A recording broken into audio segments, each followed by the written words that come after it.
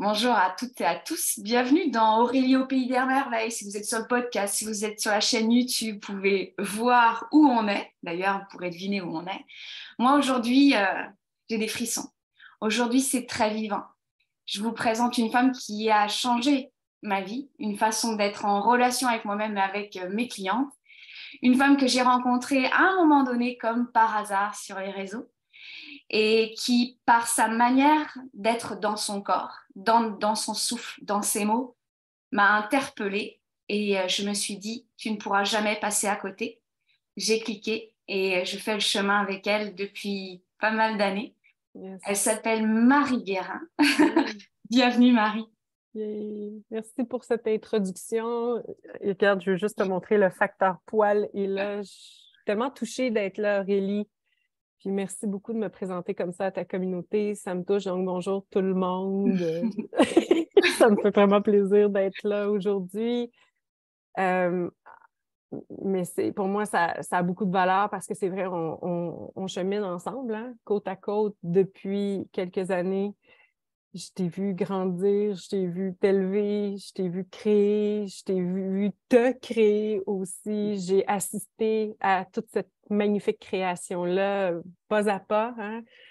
Euh, Tu sais aussi comment je te fais confiance. Je t'ai laissé les portes ouvertes de mon entreprise. Tu as été près de moi pendant très longtemps et c'est vraiment un honneur pour moi d'être ici pour rencontrer toutes ces personnes-là qui vont entendre, en fait, ce moment d'échange avec toi. Et si ça peut apporter à certaines personnes, tant mieux. Puis, je pars avec le cœur grand ouvert, puis je pars de façon non censurée avec toi parce Yes. que je suis en toute confiance. Donc, Ouais. vas-y, ma belle, c'est ton tour. Yes. C'est à toi! Marie, si vous mettez des étiquettes, on pourrait dire que Marie, elle est mentor, elle est coach. Son truc, c'est le leadership transformationnel. Moi, quand j'ai vu ce mot, vous savez que je suis sensible au mot, j'ai fait, ouais, ça me parle. Ouais, vas-y, parle-moi de ce leadership transformationnel. Parce qu'on en voit partout, hein, des mots leadership, mais c'est pas la même chose quand quelqu'un en parle de manière incarnée.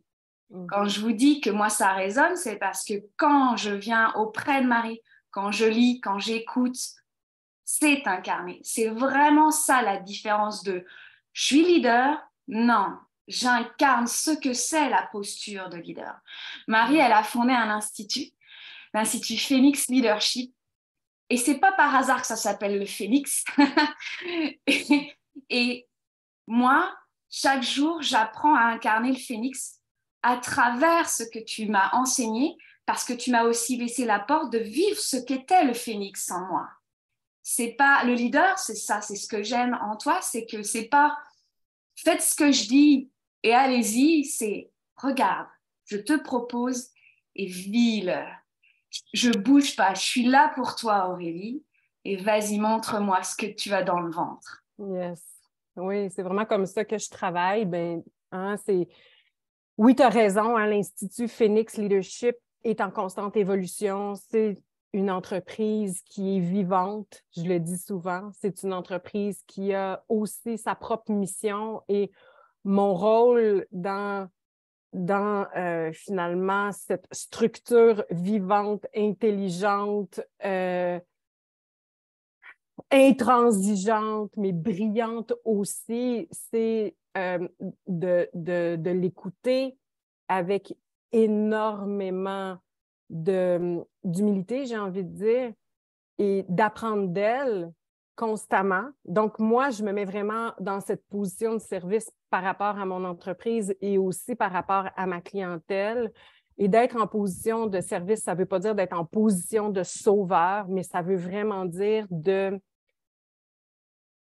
travailler à prendre ma place de dirigeante de cette entreprise-là, de m'asseoir dans cette place-là et à partir de cette place-là, j'ouvre le champ des possibles et j'apprends moi-même à travers ce champ des possibles et je transmets qu'est-ce que j'apprends dans ce processus-là à ma clientèle. Et je pense que c'est ça qui est très différent, c'est que ce que je partage, c'est beaucoup c'est vécu de l'intérieur. Donc, ça résonne à un endroit interne dans le corps. On le sent dans le corps et c'est aussi ce que je veux partager donc à ma clientèle parce que moi, je ne suis pas là pour juste être coachée puis donner des trucs. Ça ne m'intéresse pas, comme tu sais, mais je suis vraiment là pour tenir une fréquence pour ma clientèle qui peut par la suite développer elle-même ces fréquences-là, se rappeler de ces fréquences-là qui sont en elle, parce qu'on est tous là pour se rappeler des fréquences, pour se rappeler certaines choses, qui peuvent se rappeler de ces fréquences-là qui vibrent vraiment profondément dans le corps, comme tu dis, et qui justement ouvrent le champ des possibles pour les personnes qu'on accompagne et aussi pour les personnes qui sont là pour faire un véritable entraînement. OK?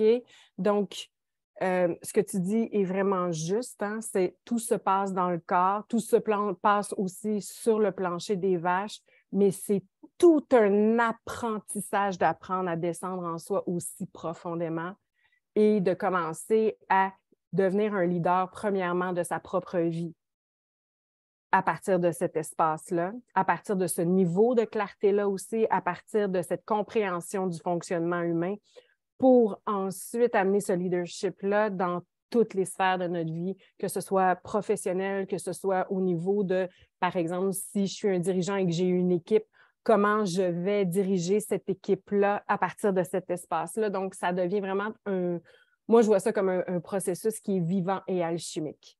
Donc, le phénix est profondément alchimique. C'est vraiment moi, c'est vraiment des fréquences que je porte énormément. Et je pense que c'est sincèrement cette posture-là qui est la posture du dirigeant ou du leader du nouveau monde. Donc, d'apprendre à descendre en soi, de développer ce que certains appellent des facultés extrasensorielles de clarté et ou encore de devenir soi-même comment je pourrais dire, un outil de transformation vivant, dans le sens où est-ce que quand on est dans ce champ d'expansion-là, que la personne porte en elle et que la personne s'entraîne à porter en elle et à développer sa congruence, hein, sa capacité de dire les choses vraies, qu'est-ce qui se passe, c'est que les transformations commencent à occurrir autour de la personne dans toutes les sphères de sa vie extrêmement rapidement et c'est presque impossible de dévoir ce qu'on voit à ce moment-là et de continuer à avancer comme on le faisait avant. Donc, c'est un processus qui demande énormément d'humilité, n'est-ce pas? Oui. C'est un processus qui demande énormément d'entraînement et c'est un processus qu'on ne peut pas aborder en se disant « je m'en vais apprendre des choses ». C'est pas ça. C'est un processus dont le but premier est de devenir l'incarnation de ce leadership transformationnel du futur. Ouais. Donc, yes. Yes. Ouais, j'ai des frissons. J'ai des frissons parce que c'est pas anodin. C'est pas juste la connaissance de soi où j'apprends sur moi et je m'observe. J'en fais quelque chose parce que ça interagit vraiment. Tu utilises souvent ce mot, je ne peux plus dévoir. Je ne peux plus désavoir. C'est la reine des néologismes. Je l'adore. Et c'est vraiment, non, mais maintenant, qu'est-ce que j'en fais? Tu amènes vraiment cette idée du choix conscient. Parce que je peux tourner vraiment autour du pot. Ça, c'est mon truc. Je peux vraiment tourner autour du pot. Sauf que moi, ça se sent dans mon corps. Vraiment, il se contracte de partout. Il est fatigué, il me parle de partout. J'y vais plus, quoi. Il n'y a plus la même énergie. Moi, je suis une femme créative et la créativité, normalement, mon programme, il vient comme ça, en 5 minutes. Mais quand je tourne autour du pot, quand je me fais croire certaines histoires, ça ne va pas à la vitesse de la lumière alors que j'adore quand ça va vite. Oui. C'est ça. C'est en fait quand on est descendu, hein, puis je dis souvent quand on est descendu et accroché à notre pubis, puis qu'on se met une ceinture de sécurité pour ne pas bouger de là.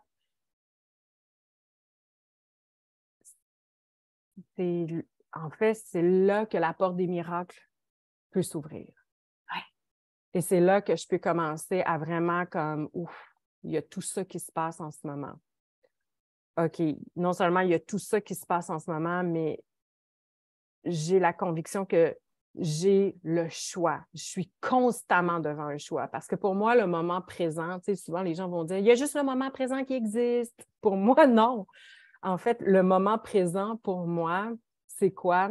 C'est un espace sacré qui se produit à tous les instants et duquel je peux faire un choix conscient aligné à ce que je veux créer, ou encore un choix complètement inconscient et désaligné qui va créer une vie qui n'est absolument pas en alignement avec mon plus haut potentiel.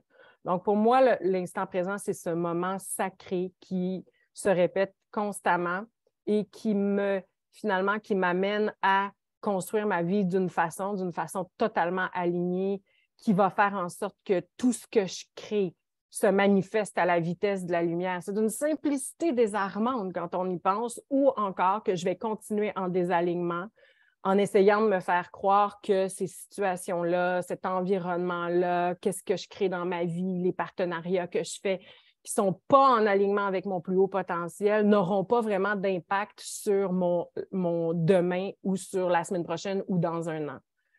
Tu sais, il y a des gens qui banalisent beaucoup le choix. Tu me suis ici, hein? Il y a des personnes qui banalisent énormément l'importance cruciale que chaque choix va avoir comme impact dans ma vie. Et moi, j'ai été comme ça pendant longtemps. Ah, c'est pas grave, c'est juste un choix. Mais finalement, au bout du compte, en faisant constamment des choix en désalignement, qu'est-ce qui s'est passé? Bien, je me suis créé une vie qui était souffrante, qui n'était absolument pas ce que j'avais envie de vivre, une vie dans laquelle je n'étais pas en expansion, où est-ce que j'avais l'impression de toujours rencontrer des murs, où est-ce que vraiment j'étais victime de cette vie-là que je m'étais créée à force de faire des choix qui soient micro ou macro, qui étaient en désalignement avec moi. Donc, quand j'ai vraiment compris que, oh, la porte, c'est de commencer à faire des choix qui sont en alignement. Donc, je dois vraiment savoir où est-ce que je veux m'en aller. Première des choses, si je ne sais pas où est-ce que je m'en vais, mais comment je peux commencer à construire. Et deuxièmement, j'ai vraiment compris que chaque choix implique un deuil. Et quand j'ai compris ça, c'est qu'il y a des deuils qui font vraiment du mal, qui font vraiment mal à accepter. Mais plus vite j'accepte de faire ces deuils-là, plus vite je comprends que chaque choix qui est en alignement à mon plus haut potentiel va me demander de faire un deuil. Mais de l'autre côté, je vais aussi avoir des deuils à faire, comme le deuil de mon épanouissement, le deuil de la relation dont je veux vraiment, le deuil de l'entreprise que je rêve de créer, le deuil d'un poste de leadership que j'ai envie de prendre. Pourquoi? Parce que j'ai tellement peur de perdre ce à quoi je suis habituée ou ce qui me garde dans une zone de confort que je me dis tout mais pas ça. Donc, habituellement, c'est le tout mais pas ça. Quand j'arrive devant le tout mais pas ça, s'il vous plaît, mon Dieu, tout mais pas ça, j'ai quelque chose à regarder et de voir que ben, c'est peut-être ça le deuil que je dois faire si je veux construire de ce côté-là qui est finalement une porte des miracles qui s'ouvre sur un nouveau niveau de conscience. Et dans ce niveau de conscience, il y aura une autre porte des miracles qui ouvrira vers un nouveau niveau de conscience et qui sera beaucoup plus vaste. Et ensuite, quand je vais avoir fait le tour de ce nouveau niveau de conscience qui est vivant, qui est vibrant, qui est plus vaste, dans lequel je respire, je vais arriver à une autre porte qui va m'ouvrir vers un nouveau niveau de conscience. Et ça, c'est jamais terminé, c'est jamais fini. C'est quand on est dans cet exercice-là et dans cet entraînement-là que la vie devient tellement jouissive. La vie devient vraiment jouissive et j'ai envie de dire que chaque niveau de conscience ouvre la porte vers un nouveau niveau de conscience, mais qu'entre chaque niveau de conscience et entre chaque porte, il y a un gros méchant, comme dans les jeux vidéo, qui nous attend, qui est finalement une de nos peurs souvent les plus profondes ou un pattern qu'on entretient. Et il y a souvent des bénéfices secondaires, donc ça demande de faire le deuil des bénéfices secondaires. Et donc, pour moi, quand j'ai compris ça dans ma vie, en fait, ça a été un processus, hein, maintenant je vous le nomme hein, de façon tellement fluide, tellement imagée que tout le monde peut le voir. Hein. La vie, c'est comme un grand jeu vidéo, point. Avant de passer à l'autre tableau, ben, tu vas rencontrer un gros méchant. Et il y a des bénéfices secondaires à ne pas le traverser, le gros méchant, mais la vie est faite de cette façon-là, c'est un jeu. Donc, pourquoi ne pas faire le choix aujourd'hui de devenir maître de ce jeu-là? Et de devenir vraiment maître de ce jeu-là parce que c'est ce qui nous amène vraiment à construire notre version unique du paradis terrestre. Et vous êtes en ce moment, parce que je suis au Costa Rica, hein, regardez la vue qu'il y a derrière moi, et ça continue là, partout. Moi, je suis en ce moment je vous partage ça, je vous transmets ça à partir de mon paradis terrestre que je continue à créer à chaque jour de ma vie. Et ça me demande d'être bien assise à l'intérieur de moi pour faire les choix et de devenir, je suis devenue une endeuillée permanente. Donc, je suis constamment en train de faire des deuils. Pourquoi? Parce que je le sais que c'est le chemin qui nous permet d'ouvrir chacune des portes, des miracles qui nous attendent et qui est disponible maintenant pour nous. Est-ce que ça fait du sens? Tellement! Parce que tu sais, je me rappelle les premières fois où j'étais avec toi, tu étais au Québec, et puis à un moment donné, tu nous dis, on va en vacances au Costa Rica, puis tu n'es jamais revenu au Québec. Attends, je suis partie en vacances au Mexique. Ah oui, c'est vrai. Avec ma famille pour 2 semaines. Finalement, on est resté 3 semaines. Puis après, ensuite, j'ai regardé Martin, puis c'était juste avant le jour de l'an, il y a 2 ans. OK, donc ça fait 2 ans maintenant qu'on est au Costa Rica, un petit peu plus que 2 ans. Puis j'ai regardé Martin, qui est mon conjoint, puis j'ai dit, il faut qu'on aille voir le Costa Rica. C'est absolument impossible que je m'en aille au Québec maintenant. On va juste aller voir parce qu'on avait ce projet-là, tu sais, en arrière-tête d'un jour, de venir, comme notre entreprise est en ligne, de devenir des êtres totalement souverains qui avaient le choix de vivre exactement là où ils voulaient dans leur vie. Donc, on est venu en exploration au Costa Rica. Je pense même 3 jours plus tard, mon fils était inscrit à une école. Et on n'est jamais revenu au Québec. C'est même une de nos amies qui a fait notre déménagement. On est retourné 2 ou 3 fois là, juste pour des raisons de... On a mis notre entreprise au Costa Rica, il fallait fermer des choses au Canada. Donc, on est venu voir aussi nos amis un peu au Québec quelquefois. Mais sinon, non, moi, j'ai trouvé ma maison ici. Et j'ai plus du tout envie de partir pour l'instant, en tout cas, de partir à gauche, à droite. Là, je suis vraiment m'enracinée ici, puis c'est vraiment ça que je vis en ce moment.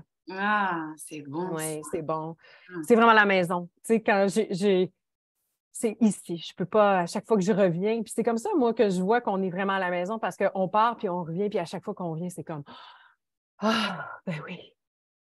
C'est ici. Ouais, c'est ça. C'est d'une simplicité, d'une clarté incroyable. Ouais. Yes. J'aimerais bien te poser la question, comment tu vis, tu traverses les deuils? Ben,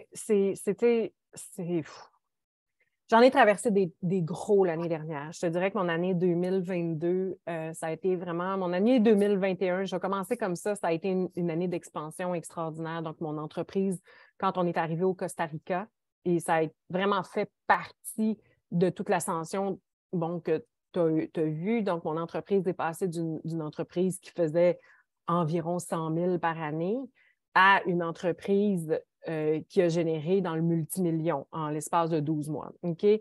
Donc, cette année-là a été vraiment très, très, très intense, mais en expansion rapide. Donc, c'était vraiment comme un marathon.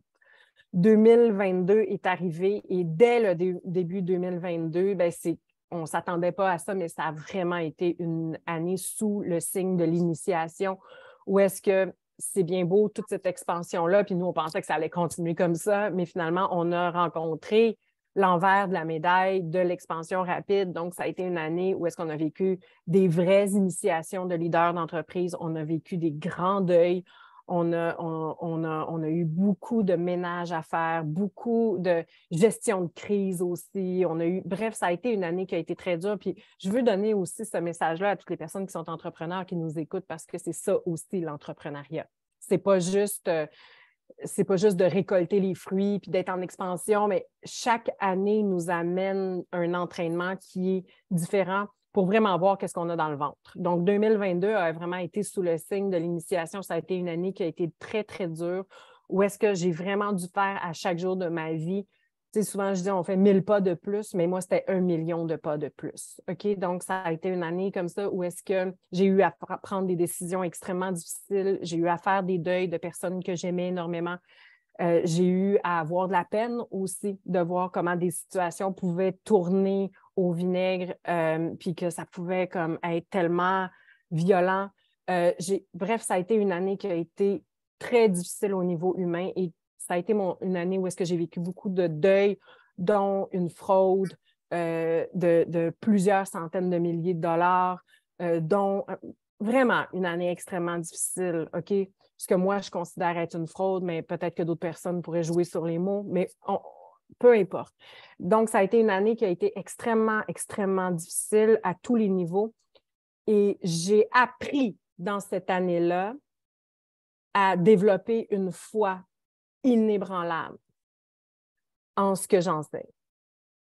Donc, c'est comme si la vie ou je ne sais pas qui ou quoi ou mon entreprise a vraiment voulu me provoquer dans « OK, t'enseignes ça, t'enseignes le chemin de la porte des miracles ou des portes des miracles, t'enseignes que la vie, c'est un jeu vidéo puis qu'il y a le gros méchant.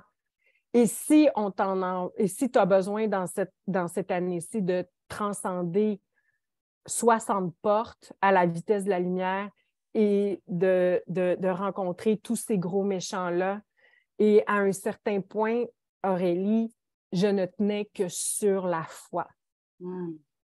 La foi que c'était vrai, cette histoire de porte des miracles, que c'était vrai de continuer à faire des choix conscients, de continuer à tenir la lumière pour moi, pour mon équipe, pour les familles de mon équipe aussi, parce qu'on a toute cette responsabilité-là. Hein, quand on devient une entrepreneur avec une grande équipe, il y a des enfants hein, dans ça, il y a des vraies familles, il y a des vraies personnes qui, finalement, travaillent pour l'entreprise, mais qui doivent être payées et qui doivent... Donc, moi, j'ai continué à tenir la lumière puis à faire ce million de pas de plus à chaque jour.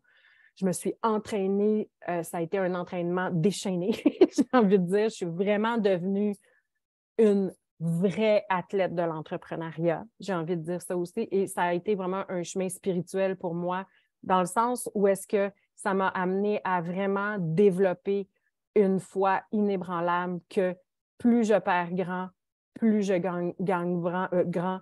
Et que c'est vrai que chaque niveau de conscience que je transcende, que je traverse, m'ouvre la porte à un autre niveau de conscience et que le fait de perdre, entre guillemets, dans le fond, de l'autre côté de la porte, si j'accepte de perdre la tête haute, si j'accepte de vivre cette transition-là intérieure de « OK, je suis en train de perdre tellement gros, toutes mes insécurités les plus profondes sont activées, mais je reste droite, c'est comme le chemin de Braveheart, j'ai envie de dire, puis souvent je parle de Braveheart, hein?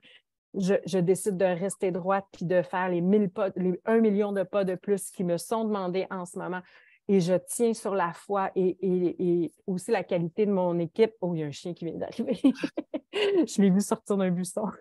Donc, mon équipe aussi hein, a tenu vraiment cette lumière-là avec moi. Et maintenant, ce qu'on vit de l'autre côté de toute cette soixantaine d'initiations-là qu'on a vécues ensemble, on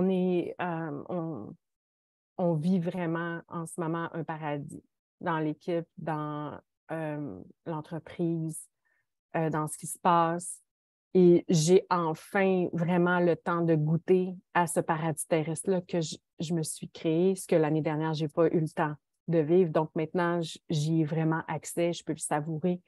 Et j'ai gagné beaucoup en maturité aussi. Donc, c'est vraiment à travers la foi, puis à travers vraiment, je me suis accrochée à plus grande l'initiation, plus le niveau de conscience que je m'apprête à transcender va être délicieux, miraculeux, vaste, rempli d'air, rempli de récoltes divines. Et c'est vraiment ce qu'on est en train de vivre en ce moment. Ouais. Tu sais, il y a souvent un mot qui revient à travers toi, c'est le mot entraînement. Ouais. Et ça fait écho à un de tes chemins avant d'entrer dans le monde virtuel de l'entrepreneuriat qui est le chamanisme. Comment en es-tu arrivé à te retrouver au milieu de la jungle?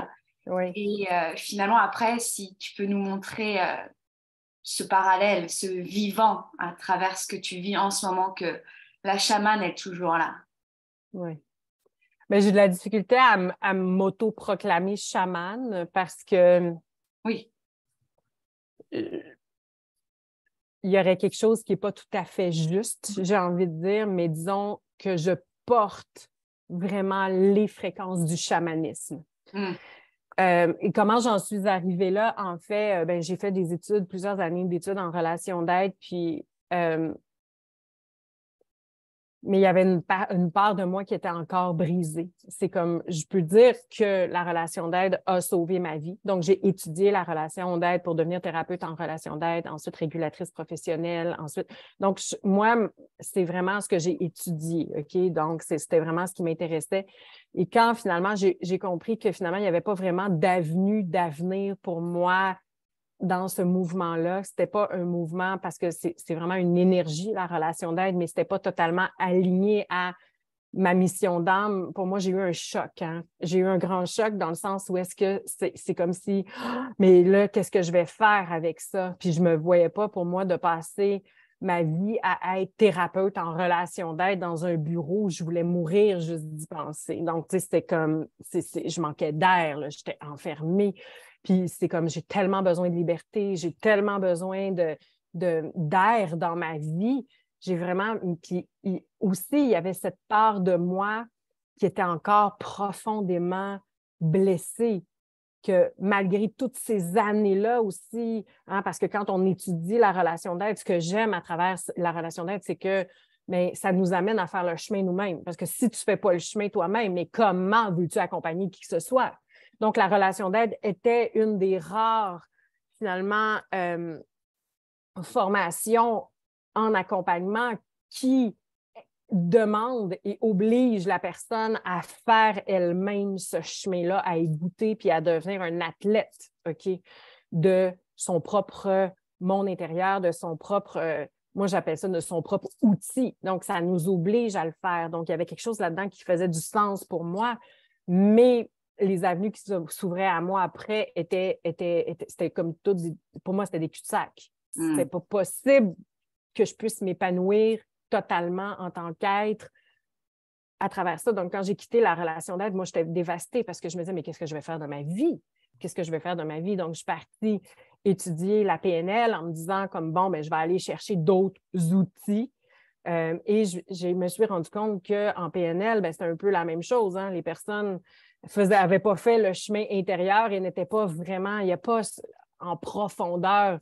Donc, je voyais que ces personnes avaient certains outils, mais que toute la profondeur n'était pas là.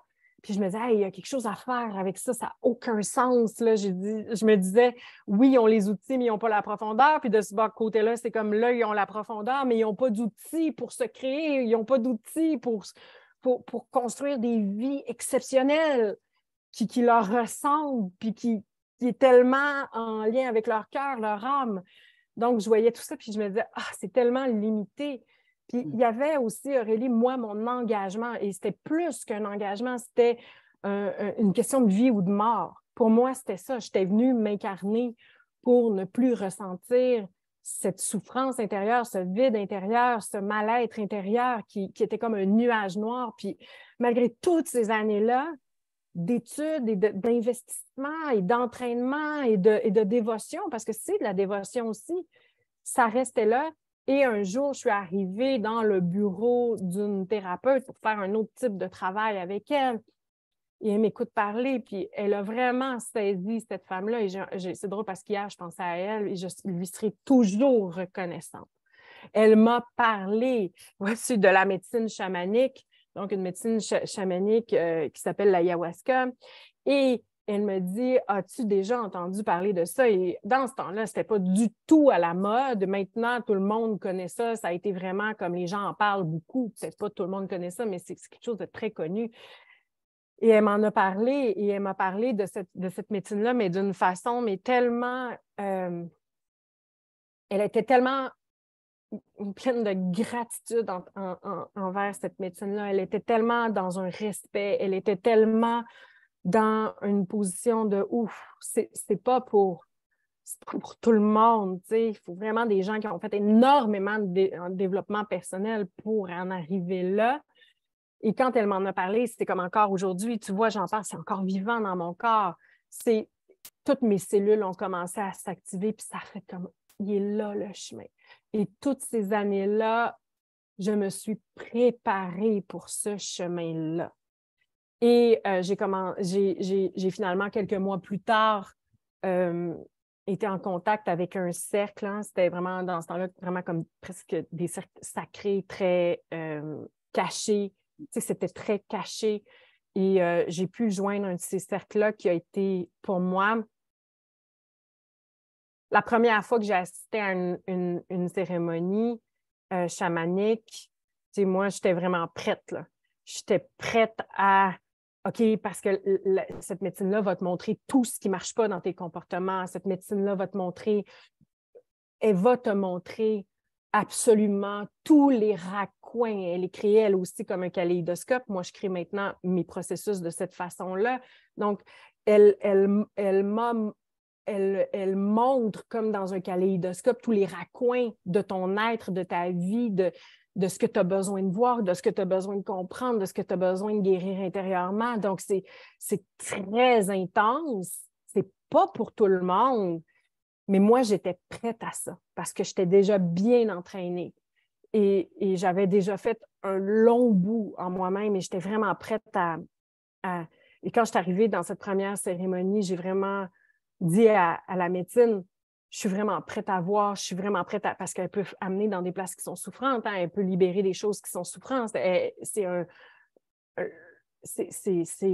Ça demande énormément de courage. Autant elle peut montrer le pays des merveilles, autant elle peut présenter, elle peut faire présenter les enfers d'une personne et mettre la personne devant ses propres enfers, puis l'aider à traverser ces enfers-là. Ça demande beaucoup, beaucoup de courage d'aller voir ça. Donc, j'étais comme, montre-moi tout, je suis prête, je suis bien entraînée. Et cette première cérémonie a été vraiment un choc parce que la première chose qu'elle m'a appris, c'est comment converser avec elle par télépathie, parce que j'essayais de lui parler puis d'être en relation avec elle d'une façon ou d'une autre quand elle a commencé à monter en moi. Et donc, elle m'a appris, elle m'a dit non, non, c'est pas comme ça qu'on communique, c'est plus comme ça. Donc, elle a vraiment commencé à m'apprendre sur moi-même, à m'apprendre sur comment communiquer sans parler. Elle m'a enseigné comment travailler avec elle. Elle est une grande enseignante. Elle est une grande enseignante multidimensionnelle, cosmique, omnisciente. Écoute, moi, c'était comme, oh, j'ai attendu ça toute ma vie, mais toute ma vie. Et ce qu'elle a fait, donc déjà là, je communiquais avec elle, tout ça, et ce qui s'est passé dans cette cérémonie-là, c'est que je lui dis, OK, allez, vas-y, montre-moi tout ce que j'ai à voir. Je suis prête, je suis une guerrière, je suis prête à avoir mal s'il faut que j'aille mal. Donc, j'étais déjà dans ce mindset-là. Il m'a dit, arrête. Et elle s'est transformée comme en grand berceau. Et elle m'a bercée et aimée. Et je suis tellement émue de te dire ça aujourd'hui. Elle m'a bercée et aimée pendant des heures. Et pendant qu'elle me berçait, je sentais mon cœur brisé, vraiment mon cœur brisé se réparer. Je sentais, et je me suis laissée bercer, moi qui étais prête à affronter mes démons. Elle m'a bercée comme la mère bienveillante qu'elle seule peut être, j'ai envie de dire. Et c'est vraiment de ça que j'avais besoin à ce moment-là de ma vie. Et j'ai pleuré ma vie. Tu sais, quand on dit j'ai pleuré ma vie, ça a été pour moi un processus de grande guérison. Et j'ai eu la chance de me retrouver aussi avec le seul chaman avec qui je travaillerais dans ma vie. OK, je peux dire ça si je retournais vers ce chemin-là qui maintenant est plus en alignement avec moi parce que je sens que ça me circule. Peut-être qu'un jour, ça reviendra. Moi, je suis ouverte. Hein? J'ai appris à être ouverte puis à ne pas dire plus jamais. Mais elle m'a vraiment bercée et bercée et bercée et bercée pour que je puisse finalement avoir ce que j'ai cherché toute ma vie. C'était la paix intérieure, c'était l'amour de moi, c'était un sentiment de sécurité intérieure et vraiment un sentiment d'être vraiment aimée et que je pouvais compter sur elle. Est-ce que tu vois ce que je veux dire? Et vraiment comme la mère cosmique qu'elle est. Donc, c'est comme si je me suis ramassée dans les bras de la mère cosmique et que la mère cosmique me dit, là, arrête. T'es un guerrier, oui, mais t'es un guerrier, une guerrière fatiguée. Mm. Arrête et laisse-toi bercer. Donc, j'ai été bercée comme ça pendant des heures et des heures et des heures. Et ça a été le début de ma relation. Puis je le dis parce que c'est une médecine qui est vivante. C'est une médecine qui est intransigeante. C'est une médecine qui va montrer autant les paradis que les enfers. C'est une personne qui va... C'est une médecine qui enseigne. C'est une médecine pour qui j'ai le plus grand des respects. Et c'est une médecine pour qui je sais que les personnes qui sont là, c'est en train de faire ce travail-là parce que c'est vraiment un travail, c'est vraiment un entraînement, surtout quand c'est pas juste je m'en vais faire une cérémonie une fois, mais que ça devient un mode de vie parce que pour moi, c'est ça que ça a été. Moi, j'ai compris, j'ai longtemps pensé parce que c'est un processus, moi, j'ai été dans cette lignée-là chamanique pendant près d'une dizaine d'années. Donc, ça a été un processus pour moi d'apprentissage incroyable. Ça a été pour moi une école des mystères incroyable. Ça a été pour moi l'enseignement même du leadership parce que c'est là que j'ai appris à être une leader. Je n'ai pas appris à être une leader à l'école comme au HEC. Je n'ai pas appris à être une leader dans la relation d'aide, mais pas du tout. Je n'ai pas appris à être une leader en PNL, mais pas du tout. C'est vraiment à travers le chemin du leadership que j'ai vraiment saisi ce qu'est d'être un leader incarné, qui est en mesure de faire des choix conscients et congruents à chaque instant, qui est dans le non-ménagement, parce que dans ce chemin-là, j'ai appris à devenir, entre guillemets, comme la médecine. Et c'est ça que j'ai appris. Et quand on devient comme la médecine et que la médecine nous enseigne comme ça à faire ce chemin-là en soi et d'entrer dans ce grand kaléidoscope qui est vivant, on apprend justement l'impact de chacun de nos choix. On travaille aussi avec un chaman qui tient un groupe qui est constamment en train de renaître de ses propres cendres. Chaque participant est en train de renaître de ses propres cendres. Et il doit tenir ce groupe-là. Ça demande cette solidité-là. Donc, pour moi, ça a été vraiment un processus immersif, initiatique, incroyable, où est-ce que maintenant, tout ce que je transmets, tout ce que je vibre, tout ce que est directement influencé de cet apprentissage-là. Pour moi, ça a été la plus grande des écoles. J'ai longtemps cru que j'allais juste faire ça dans ma vie. J'étais prête à aller vivre dans la jungle puis à faire partie de partir des cercles avec des chamans puis d'être vraiment en service de cette médecine-là. J'ai cru que c'était ça mon chemin. Et puis finalement, à un moment donné, pour moi, le chemin de la mission de vie, ce n'est pas quelque chose qui a été simple du tout. Donc, c'est vraiment pas un chemin que j'avais aucune idée pourquoi j'avais vécu tout ce que j'avais vécu dans ma vie et qu'est-ce qui avait fait qui m'a amené au milieu de la jungle à apprendre avec les chamans, à apprendre avec cette médecine-là. Donc, qu'est-ce qui m'a amené dans ce parcours-là, tu sais, parce que c'était vraiment un processus de guérison personnelle incroyable qui, je crois, aujourd'hui était un processus de guérison multidimensionnel, multivie, bref, qu'est-ce qui m'amenait là? Puis un jour, avec énormément d'humilité, parce que la médecine, on l'approche avec humilité, parce qu'on sait qu'elle ne déconne pas. Hein? Elle ne déconne pas. Donc, et à un moment donné, j'ai vraiment eu cette intention-là, puis de demander, mais c'est quoi ma mission? Pourquoi je suis là? Qu'est-ce que je viens faire ici? Donc, c'était ça. Puis, tu sais, j'ai commencé cette cérémonie-là avec cette intention-là, en toute humilité, avec la peur au ventre aussi de qu'est-ce qu'elle allait me répondre ou comment elle allait réagir à cette question-là. Et Et finalement, ce qu'elle m'a dit, mais t'es une chamane. Donc, j'ai vraiment fait comme quoi? Donc, j'ai regardé le chaman, puis j'ai fait, hey, je suis une chamane, c'est pour ça que je suis ici. Puis là, ça a fait que non, t'es pas une chamane comme ça. T'es une chamane pour entrepreneur. Je ne comprenais rien. T'es une chamane en entreprise. Quoi? J'ai jamais travaillé en entreprise, j'ai jamais eu d'entreprise, j'ai jamais. Je- Qu'est-ce que c'est que ça? Et là, et là, c'était bien avant hein, que je devienne l'entrepreneur que je suis aujourd'hui.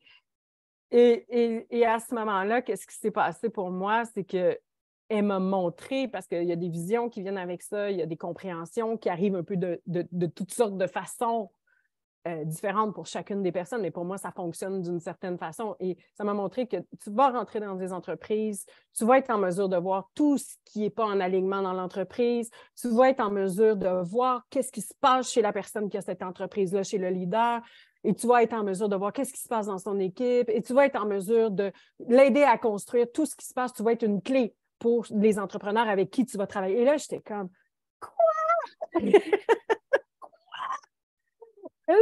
Et j'ai juste accepté, j'ai dit merci en disant comme bon, je viens vraiment de me faire, je viens vraiment de me faire comme faire une promenade en bateau, n'importe quoi.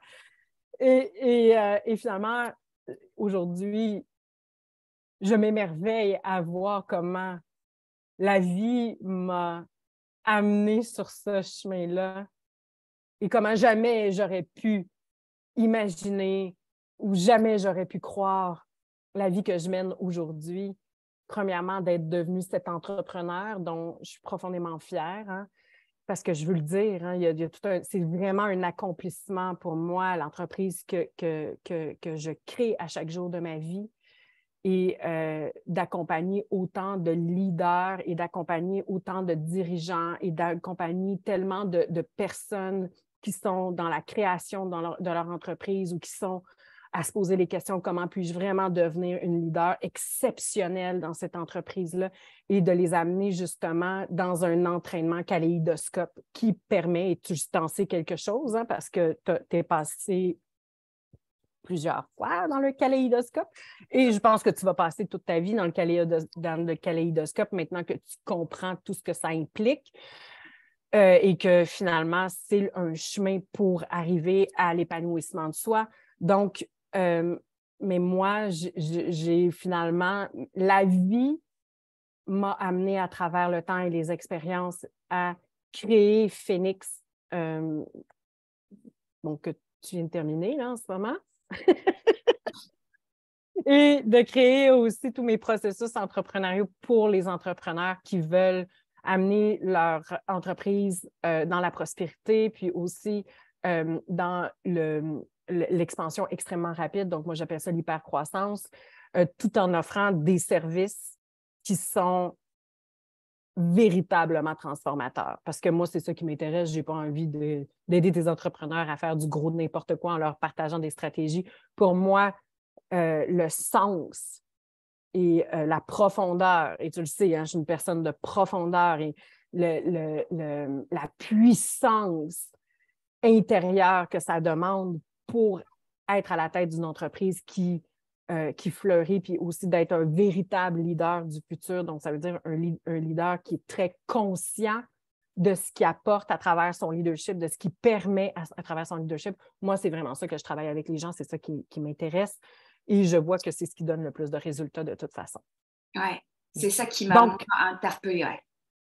Est-ce que j'ai fait... C'est pas ça a mal été un tout. long voyage pour arriver au parallèle, mais oui, c'est vraiment ça.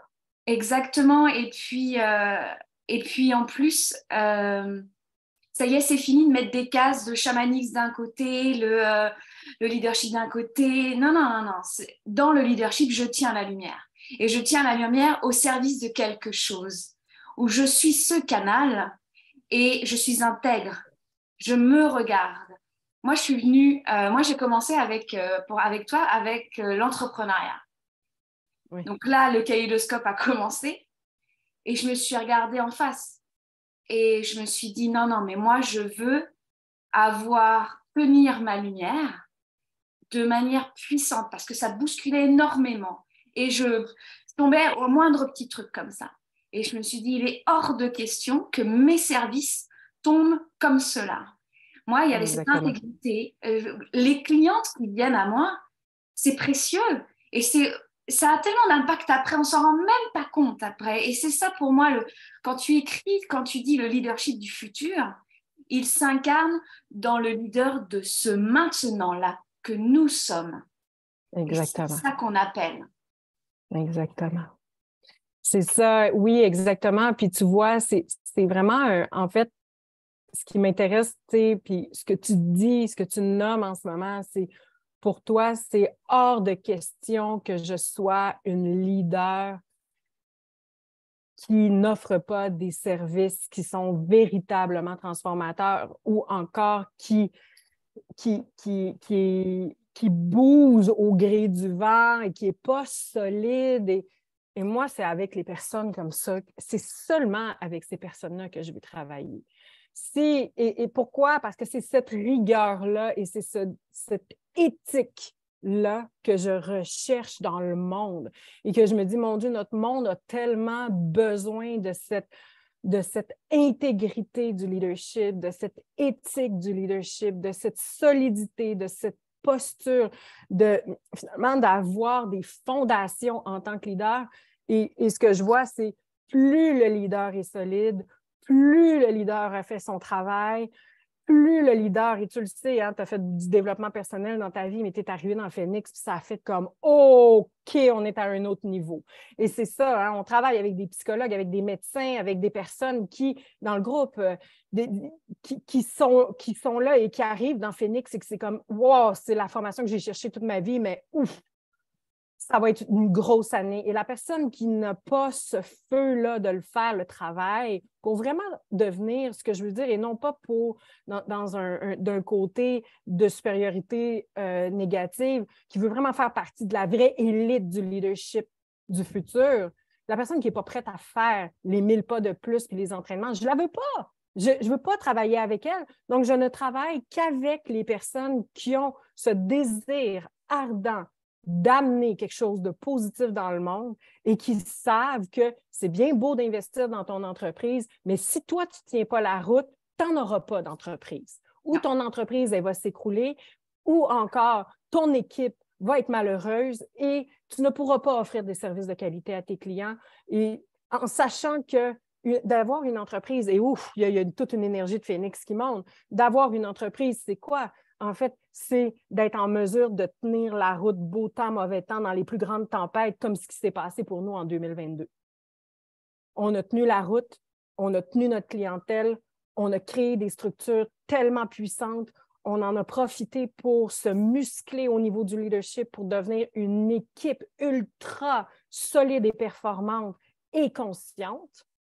Et finalement, on enseigne ça à travers tous nos processus. C'est toujours au cœur de ce que je transmets. Pour moi, c'est la base. C'est la base et il y en a vraiment trop peu de ces leaders-là en ce moment dans le monde. Pourquoi? Parce que des formations comme Phoenix, ça n'existe pas encore. Moi, je n'ai jamais croisé ça. Écoute, s'il y en a une qui existe, montrez-moi là, je veux comprendre. Mais je ne connais pas une entreprise comme l'Institut Phoenix. Je ne connais pas qui vraiment n'a pas peur de se mouiller, n'a pas peur d'être dans le non-ménagement. Moi, ça ne m'intéresse pas de toute façon d'être dans le ménagement et qui enseigne la posture du leadership comme on l'enseigne. Et c'est une grande fierté. Une grande fierté. Et dans le respect de l'autre aussi, Aurélie, dans le respect de l'unicité de chacun. Exactement, c'est vraiment ça. Et moi, je suis très sensible à l'idée du cercle, on est ensemble, mais chacun tient sa place. C'est pour ça que moi, ce lien avec le chamanisme résonne fort. C'est que ça se sent dans un groupe. Les premières fois où je t'ai vu tenir le groupe, j'ai senti en moi que c'était à ton tour de tenir la lumière, Aurélie. Parce que maintenant, on ne va pas tenir la lumière pour toi, parce que chacune a une lumière particulière. Et je Exactement. me suis dit, waouh, quand chacune prend son flambeau, là, ouais, ça... Et puis, tiens sa place, puis arrête d'être un drain pour le groupe. Hein? On va le dire comme ça. c'est l'entraînement du leader. Donc, ça commence dans le groupe. Et les personnes qui sont des drains pour le groupe et qui sont des vampires énergétiques nuisent au groupe. Donc, c'est une responsabilité pour chaque personne de monter de niveau de leadership, de tenir sa place puis de faire comme, OK, je fais partie de l'équation. Je gagne en autonomie ici. Je gagne en leadership ici. Je gagne en niveau de conscience ici. Je deviens responsable de la trace que je laisse à mon passage et je suis en support de l'énergie. Ouais. Et c'est là que la transition se fait. C'est quand il y a ce déclic-là dans la personne qui est prise, par exemple, dans la victime, qui est prise dans « il faut que je m'accroche à l'autorité » ou tu vois ce que je veux dire? Donc, quand la personne devient un être autonome et profondément souverain et qu'il comprend qu'à un moment donné, il est là pour être en service aussi, même s'il est en train d'apprendre, c'est justement ça l'entraînement du leadership. C'est de voir comment moi, dans ce groupe, je deviens un leader, soit positif ou négatif. Le leader positif est en support, est en soutien de l'autorité ou du bien de tous, en faisant ses propres choses, en tenant son cadre, en tenant sa lumière. Et on a le leader négatif, finalement, qui est en fait le leader des victimes, qui lui demande de l'attention, chiale, crée des énergies super toxiques pour tout le groupe, rentre dans des mouvements de confluence, dans du patinage par en dessous, il n'est pas clair, il ne montre pas sa vraie lumière, il ne montre pas son vrai visage. Donc, et c'est ça que ça nous permet de voir ces formations-là. C'est où est-ce qu'on en est véritablement dans notre leadership? Est-ce qu'on est là en support ou on est un vampire? Et puis, ça peut se sentir vraiment. Là, par On exemple, se voit dans un groupe, ça flash dans le noir. Quand on développe cette clarté-là, ça flash dans le noir qui a choisi quel camp. Oui, exactement. Et ça, c'est beaucoup la médecine qui m'a appris ça. Tu peux prendre deux camps.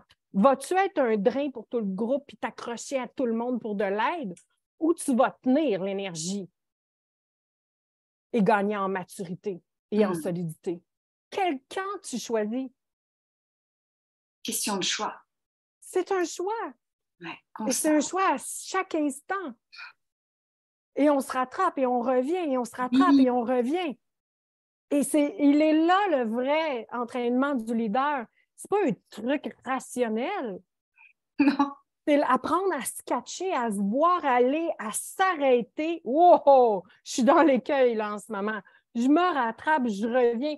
Yes! Je reviens à ma place, puis je tiens la lumière. Ouais. Moi, j'ai vraiment et je facilite. C'est ça. J'ai l'impression de danser, moi. Tu sais, je danse, je me vois, je fais une petite cha-cha à côté, et non, mais reviens. Yes. Il y a eu un moment, tu sais, où il y a eu comme tu parles souvent de déclic, des choses comme ça, je m'en souviens, c'était ce travail sur l'autorité, et tu incarnes l'autorité, je viens vers toi dans le groupe, et je sens que là, ça bouge. Je me dis, t'assumes pas là, hein, parce qu'elle bouge pas, Marie. Et je sens que moi, je dis, allez, je descends, je vais voir ce que ça fait. Et comme tu ne bouges pas, parce que tu incarnes l'autorité, comme tu dis, de la mère cosmique, tu crées quelque chose, un espace. Et je me dis, maintenant, profite, Aurélie. Vas-y, dépose-toi. Et je me suis dit, c'est là, elle est là. Incarne l'autorité que tu es face à l'autorité qui est là pour toi, à travers toi. Et là, ça a pu être du tout été la même chose pour moi. Donc, merci d'avoir été là. Tu m'as regardé. Je te sens, on n'est pas du tout sur le même ligne temporelle. On est peut-être de l'autre côté de l'Atlantique, mais je te sentais là à côté de moi et je me dis yes. Parce que je suis venue. C'est pas t'es venue, je te rattrapais. Non, je suis venue vers toi. Exactement. Tu as fait le choix. Et qu'est-ce que tu as fait le choix? En fait, c'est de créer de la relation. Puis en créant cette relation-là et ce lien-là, c'est là aussi tout le rapport à l'autorité se transforme et qu'on devient vraiment comme hyper souverain dans sa posture. Pourquoi? Parce que finalement, on se rend compte qu'on est soi-même une autorité. Ouais. Et on devient à ce moment-là un modèle dans un groupe et on devient une autorité positive dans un groupe et on devient irrésistible, magnétique. Mhm. Ouais. Donc, c'est vraiment, pour moi, c'est la base. Et pour moi, c'est très jouissif, hein, qu'est-ce qui se passe en ce moment parce que l'Institut Phoenix est en train de grandir beaucoup du côté de la formation de leadership transformationnel Phoenix. Parce qu'avant, je n'avais pas le temps, surtout en 2022, de vraiment comme investir dans cette entreprise-là et d'aller vraiment former de la relève. Et là, c'est vraiment ça qui est en train de se dessiner. Donc, il y a même des personnes qui m'ont demandé pour traduire la formation, de l'amener dans le marché anglophone. Donc, il y a plusieurs choses très excitantes qui se passent en ce moment. Et aussi l'ouverture, hein, de l'Institut aux leaders d'entreprise, aux personnalités publiques, aux personnes qui sont devant des grandes communautés, qui sont vraiment des influenceurs du nouveau monde, des influenceurs conscients et qui veulent faire ce travail-là. Donc, l'Institut Phoenix est en plein déploiement. Écoute, ça fait 2 ans que je n'ai pas fait de lancement pour Phoenix. Pourquoi? Parce que les cours se remplissaient puis on ne pouvait pas prendre plus d'étudiants, ce qui n'est plus le cas maintenant parce que on a formé de la relève et là, on a aussi un directeur exécutif qui vient de rentrer. Donc, Mohamed est rendu maintenant directeur exécutif. Donc, il va vraiment travailler avec moi.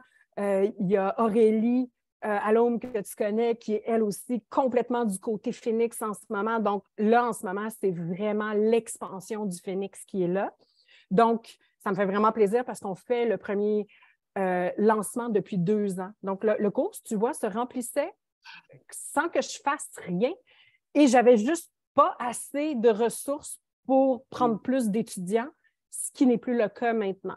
Donc, les ressources sont là et pour mon année 2023 est vraiment sous le signe de l'expansion du Phoenix, de cette formation-là. Et j'aimerais ça que tu me dises, toi, avec quoi tu ressors, parce que là, tu viens de terminer ce processus-là. Toi, qu'est-ce que ça a apporté, Aurélie? Mm-hmm. D'un point de vue personnel, énormément de solidité. Je goûte en fait à ma solidité, à ma puissance, à ce que c'est une puissance illimitée. Ouais. Je ne cherche plus à l'extérieur. Je m'amuse à aller goûter, à entendre ma note. C'est vraiment cela. Et je prends ma place parce que c'est ça que je veux voir dans le monde. Oui. Puis en tant qu'autorité avec, par exemple, tes clientes, parce que là, il y a vraiment quelque chose qui a bougé, j'imagine, parce que tu es venue pour ça, en fait. Ouais. Tu es venue parce que tu disais, c'est pas vrai que je vais être une accompagnante qui bouge dans le vent, puis qui n'est pas stable, puis qui n'est pas solide. Donc, qu'est-ce que tu vois de ce côté-là? Moi, mes clientes, je suis toujours impressionnée. Parfois, je ne dis rien et ça se transforme. Yes. Ouais. Pour la parce que tu le portes! Tu l'incarnes! Ouais. C'est tout ce que je porte à l'intérieur, je le vois et ça change leur relation, leur métier, leur façon d'appréhender l'argent, leur corps. Ça prend les choses, on y va, quoi. Il y a ce mouvement, moi je sens que c'est le mouvement du phénix, quoi. C'est parti, quoi. Et il y a quelque chose de facile, c'est-à-dire que je suis traversée, en fait, par la médecine. Je suis propulsée, je suis soutenue par elle. Oui, j'ai peur, mais je la traverse. J'y vais. Yes. Oui, c'est ça. Il y a le courage qui embarque aussi. Il y a la rigueur, le courage, vraiment des qualités que peu de gens vont développer. C'est triste. Mais la rigueur, c'est tellement puissant. La rigueur puis la fermeté intérieure. Et c'est vraiment, finalement, c'est quelque chose, quand on l'apprend puis qu'on le développe, c'est pour la vie. Ouais. Et c'est ça que j'aime de Phoenix. Ouais. C'est que c'est pour la vie. Une fois que c'est développé, c'est comme j'ai appris à faire du vélo Et maintenant, cette solidité intérieure, cette posture-là, cette clarté-là, cette façon de voir la vie, cette façon d'être en mesure de comprendre qu'est-ce qui se passe devant moi, comment tenir un champ d'intervention qui est clair, qui est sain, cette clarté-là de comprendre vraiment le fonctionnement humain qui est acquis, il y a quelque chose d'acquis. Ouais. Ça, c'est pour la vie. Et je te N'est-ce pas? dirais que c'est même plus un vélo que je prends, c'est une Harley Davidson. Oh Mais... yeah! J'adore! Ouais, c'est ça, ouais. J'aime ça. C'est parce que tout le processus est fait où on prend en main. Moi, c'est vraiment des prises de corps et des prises de conscience. Et c'est vivant. C'est-à-dire que je suis constamment avec lui, avec mon cher Phénix qui me guide. Et, et tu as t'as un cadeau à nous offrir. Yes. Ah. Écoute, justement, je disais, c'est le premier lancement Phénix qu'on fait. Et depuis 2 ans, et je vais donner une formation gratuite pour déjà commencer à partager les codes de Phénix. Et tu le sais que moi, quand je partage des codes, je les partage. Donc, il va vraiment y avoir comme du vrai matériel. Donc, pour les personnes qui sont curieuses, pour les personnes qui sont inspirées aussi, pour les personnes pour qui notre discussion résonne, parce que je le sais que Phénix résonne dans les gens qui doivent, qui doivent travailler avec cette énergie-là. Si ça résonne, ben, je vais partager un lien pour pouvoir vous inscrire gratuitement à cette formation-là de 5 jours. Et j'y serai vraiment dans la posture du Phénix et je partagerai de la vraie information que vous allez déjà pouvoir inclure dans votre leadership et ça va vraiment ouvrir les horizons sur où est-ce que vous en êtes aujourd'hui dans votre leadership. Oui. Et ce que j'ai envie de dire, c'est que s'il y a des entrepreneurs qui entendent ça, sachez que ce que j'observe, c'est que les personnes qui ont énormément de succès dans leur entreprise et qui sont en mesure d'atteindre l'hypercroissance dans l'entreprise parce que ça demande vraiment d'être très, très bien entraîné.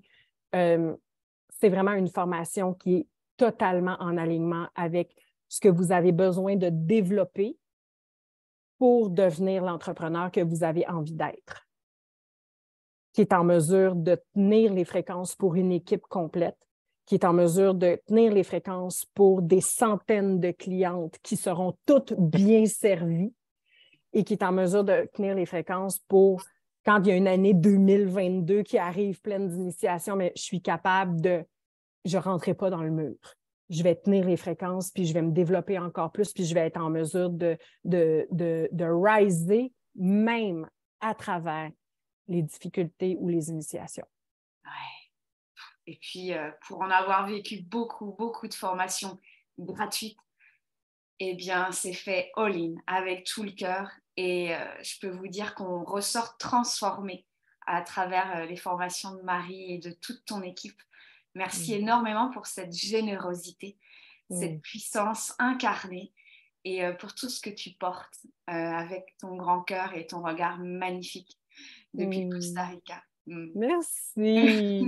Merci à tout le monde, toutes les personnes qui ont été là. J'ai des frissons. Tu es tellement généreux. J'apprécie ta générosité, tu le sais. Hein? Je sais, t'es une femme magnifique qui sait tenir sa place. Tu es une femme magnifique qui est vraiment en mesure de mettre l'autre en lumière sans tirer la couverture de son côté. Et c'est vraiment des forces de leadership exceptionnelles. Donc, je te remercie vraiment de m'avoir, Aurélie, reçu. Félicitations pour ton parcours, Phénix, ma chère. Merci. Et tout mon amour. Et merci à tout le monde pour votre présence, pour votre écoute. Ça m'a fait chaud au cœur d'être là aujourd'hui. Et vous pourrez trouver le lien vers la formation gratuite et on continue la conversation. Ouais, allez-y. Puis n'hésitez pas à partager sur les réseaux cette rencontre bien au-delà des mots et nous dire ce qui a résonné pour vous. Je vous embrasse très très fort. À très très bientôt. Merci Aurélie.